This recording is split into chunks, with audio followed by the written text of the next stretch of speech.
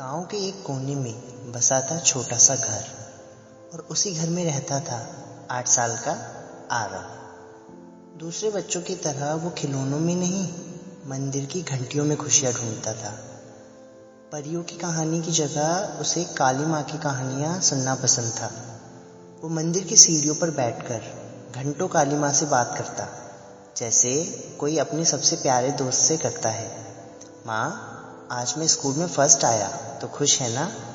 माँ, मुझे डर नहीं लगता क्योंकि तू है ना मेरे साथ। उसके लिए काली माँ कोई मूर्ति नहीं, उसकी सच्ची दोस्त, उसकी रक्षक, उसकी शक्ति थी। लेकिन एक दिन सब बदल गया। स्कूल में एक प्रतियोगिता थी जिसमें आरव ने दिल से तैयारी की थी। सबको यकीन था कि वही जीतेगा, लेकिन रिजल्ट आया और वो हार गया। उसकी आंखों में आंसू थे, दिल में एक ही सवाल, माँ, तूने ऐसा क्यों होने दिया? गुस्से में उसने मंदिर जाना छोड़ दिया। वो घंटी जो हर सुबह गूंजती थी अब खामोश थी। माँ से उसकी वो मीठी मीठी बातें अब बंद हो गई थी। वो माँ से नाराज था, बहुत नाराज। फिर एक रात कुछ अजीब हुआ। उसने सपना देखा, चारों ओर अंधेरा था और उस अंधेरे के बीच काली माँ प्रकट हुई। आंखों में ज्वाला, हाथों में अस्त्र। आरव सहम गया, पर तभी माँ की आंखों से आंसू टपका और उनकी आवाज आई, तू मुझसे नाराज है बेटा? मैं तेरा दुख नहीं समझी क्या? पर जो तू नहीं समझ पाया वो ये कि हार सिर्फ रास्ता बदलती है, मंजिल नहीं।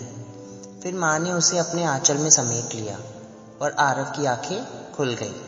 दिल धड़क रहा था, लेकिन इस बार डर से नहीं, प्रेम से।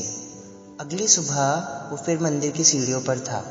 घुटनों के बल बैठकर घंटी बजाई और आंखें बंद कर ली। माँ, मैं वापस आ गया। अब गुस्सा नहीं, अब सिर्फ तुमसे दोस्ती। और तभी मंदिर की मूर्ति के पास एक काली तितली आकर उसके कंधे पर बैठ गई, जैसे माँ ने कह दिया हो, मैं भी तेरे साथ हूँ मेरे बच्चे। उस दिन से आरव का रिश्ता माँ से और भी गहरा हो गया। अब वो सिर्फ माँ को पूछता नहीं था, उसे महसूस करता था। हर मुश्किल में, हर आंसू में, हर मुस्कान में माँ की मौजूदगी उसे महसूस होती थी।